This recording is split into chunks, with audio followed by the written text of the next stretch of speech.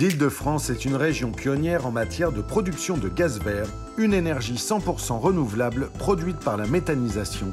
Disposant d'un important gisement de biomasse agricole, cette région accueille de plus en plus de sites de méthanisation, comme ici à Pommeuse en Seine-et-Marne, sur le site de Métabry. Bonjour Émilien. Bonjour Jérôme. Alors comme ça ici, vous créez de l'énergie à partir des déchets? Oui, on fait du biogaz, du gaz vert, à partir de déchets organiques produits sur nos exploitations agricoles. D'accord, donc exploitation agricole, ça veut dire que vous êtes agriculteur et producteur d'énergie? Exactement, on a deux casquettes, une casquette d'agriculteur céréalier et une casquette producteur de biogaz. Dans biogaz, il y a la notion d'écologie, d'environnement.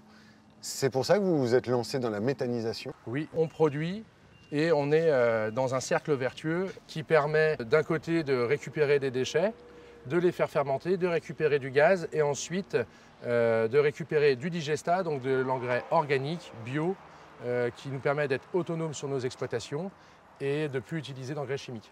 Donc ici, on jette rien, on récupère tout? On récupère tout, c'est ça, exactement, c'est le principe. J'imagine que vous avez dû également créer des emplois pour faire tourner le méthaniseur? Exactement, donc on a créé deux emplois, un emploi sur la ferme et un emploi sur le méthaniseur. Moi, ça m'a donné hyper envie de savoir comment on a créé cette énergie verte. Vous montrez? C'est parti, on va voir. Merci.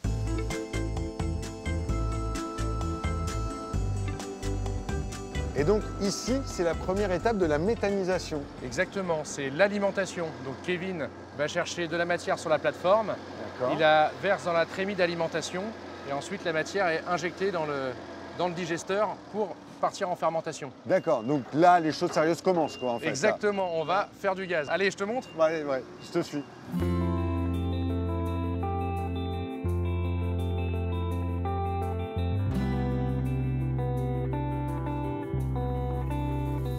Ça ressemble quand même beaucoup à des yourtes vertes, vos digesteurs. Tout à fait, et comme dans une yourte, il y fait chaud. Donc en fait, tout à l'heure, on a vu que Kevin mettait nos résidus de récolte dans la trémie. À la suite de ça, ils sont injectés dans le digesteur, qui est maintenu à 40 degrés, brassé, dans un milieu anaérobie, donc sans oxygène. La matière fermente, et ce qui fait du biogaz. Ce processus biologique, c'est un peu la même chose qui se passe dans les systèmes digestifs de certains animaux, comme la vache, par exemple. Exactement, ça peut ressembler à ça, effectivement. C'est à la fin de ce processus de méthanisation qu'on obtient le biogaz et le fameux digestat. Tout à fait. Digestat que, par la suite, nous épandons dans nos champs pour faire un engrais organique, bio. D'accord, donc pour résumer, à la fin, tout le monde est content. Ma grand-mère, elle peut se faire cuire sa soupe. Vous, vous avez vos engrais. Moi, je peux prendre une douche chaude. La boucle est bouclée à ce moment-là. Pas encore. Tu vas un peu trop vite. Il faut épurer le gaz. Mais ça, c'est dans une autre étape. Et je t'invite à aller voir la plateforme d'épuration. Ah bah ok, allez, allons à l'épuration.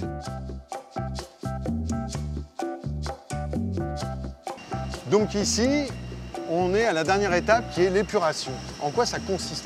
L'épuration, ça consiste à donner au biogaz les mêmes caractéristiques que le gaz naturel. Donc dans le biogaz, il y a de l'eau, du CO2, du dioxyde de carbone, du CH4 et du soufre. L'objectif de cette plateforme d'épuration, c'est d'enlever tout ce qui n'est pas du CH4. Et à ce moment-là, on arrive à avoir du gaz qui est utilisable par ta grand-mère. D'accord. Donc à ce moment-là, on parle de gaz vert. Exactement, ça va devenir du gaz vert, du biométhane, autrement dit du biométhane. Ben, merci beaucoup Émilien pour toutes ces explications. Merci Jérôme. À une prochaine fois.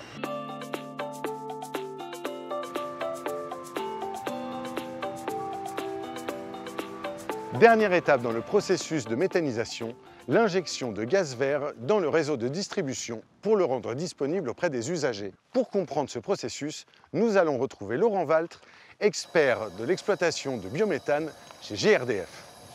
Bonjour Laurent. Bonjour Jérôme. Alors, pardonne-moi de t'interrompre, mais c'est ici que se trouve le dernier cri en matière de poste d'injection de gaz vert. Oui, c'est ça, poste de 3e génération, les derniers, qui permet d'injecter le gaz vert dans les réseaux de GRDF. D'accord. Et est-ce que tu pourrais m'expliquer un peu plus en détail à quoi sert cet engin? Alors, cet engin, comme tu dis, ça permet d'injecter le gaz dans le réseau. Pour cela, on a besoin d'odoriser le gaz, parce que naturellement, il est inodore. Donc, pour la sécurité, on a besoin de lui mettre une odeur. Ensuite, on va contrôler sa qualité. On va contrôler sa température, sa pression. Ensuite, on a aussi un impératif, c'est de comptabiliser le nombre de mètres cubes qui vont rentrer dans le réseau. Et pour ça, on compte avec ce compteur. D'accord. Donc, On donne une odeur au gaz, on fait un contrôle qualité, on évalue la quantité de gaz vert qui a été injecté, et après ça.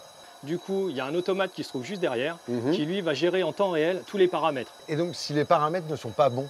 Il y a un système dans l'automate qui va couper l'injection du gaz. On n'injecte pas du gaz de mauvaise qualité dans le réseau. Et dans ce cas-là, le chef d'exploitation, avec la télésurveillance, il sera au courant de tout en temps réel et il pourra agir à distance s'il faut. D'accord. Et c'est donc une fois qu'il est injecté dans le réseau que le gaz vert est disponible pour les usagers? Tout à fait ça, Jérôme. Bon, bah écoute, merci beaucoup, c'est très clair, j'ai tout compris. Ah bah, avec plaisir, Jérôme. Merci, au revoir.